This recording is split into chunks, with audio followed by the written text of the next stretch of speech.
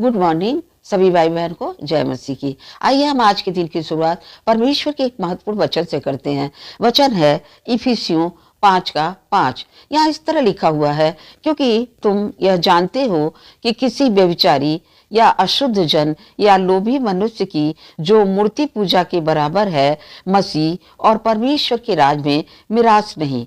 क्योंकि जैसा पवित्र लोगों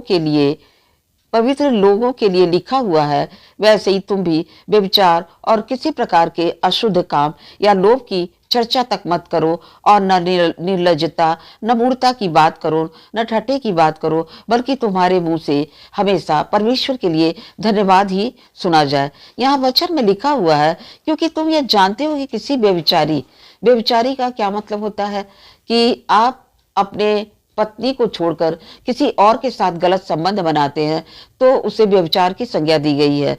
या जैसा कि आजकल आप देखते हैं कि तरह तरह की बातें टीवी के द्वारा, मोबाइल के द्वारा, समाचार में सुनने को आती हैं कि लोगों ने इस तरह का गलत काम किया।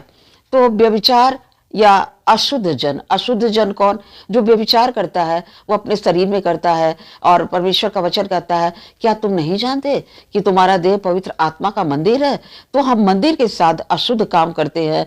और लोभ और लालच के कारण जिस तरह दाऊद ने पराई स्त्री का लोभ किया, तो उसे दूसरा पाप भी करना पड़ा और उसने हत्या किया, और वह आगे चल के उसके परिवार के साथ भी वैसे ही हुआ। इसलिए हम ये देखते हैं, यहाँ परमेश्वर का वचन कहता है, लोभी मनुष्य ये जितने हैं ये सब किसके बराबर है? मूर्ति पूजा के बराबर है। जबकि हम कहते हैं, जब से हमने मसीह को जाना है, परमेश्वर को जाना, यीशु मसीह को जाना है, उनकी आज्ञाओं को जब से हम फॉलो करते हैं, तब से हम मंदिर नहीं जाते। मगर क्या आप जानते हैं कि इस तरह का कार्य, व्यभिचार करना, लालच करना, परमेश्वर की आज्ञाओं का उल्लंघन करना, ये सब किसके बराबर है? मूर्ति पूजा के बराबर है। यानी हम मूर्ति पूजा करते हैं।